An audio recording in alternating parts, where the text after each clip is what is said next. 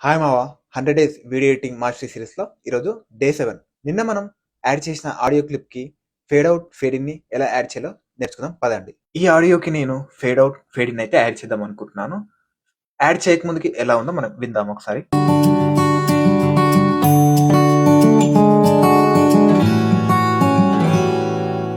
ఇప్పుడు ఈ ఆడియోకి నేను ఫేడ్ ఔట్, ఫేడ్ ఇన్‌ని యాడ్ చేద్దాం అనుకుంటున్నాను. నాకు ఫేడ్ ఔట్, ఫేడ్ ఇన్ ఎగ్జాక్ట్‌గా ఈ ట్రాన్సిషన్ జరిగేటప్పుడు కావాలి. సో, ఫస్ట్ ఈ ఆడియోనైతే కట్ చేసుకుంటాను. సెట్టింగ్స్‌లోకి ఎళ్లి show audio key frames enable చేసుకోవాలి. సో, మనకి ఒక లైన్ అయితే ఎనేబుల్ అవుతుంది.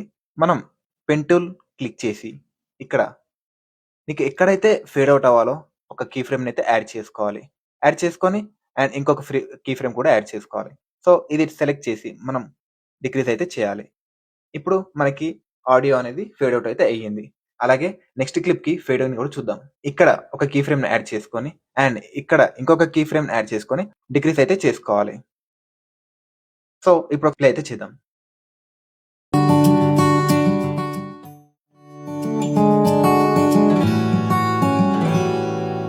రేపు మనం ఫ్రేమ్ రేట్ అండ్ రిజల్యూషన్ గురించి తెలుసుకుందాం. స్కిల్ నేర్చుకుందాం, ఇచ్చి పడేద్దాం. డే 8లో కలుద్దాం. బాయ్.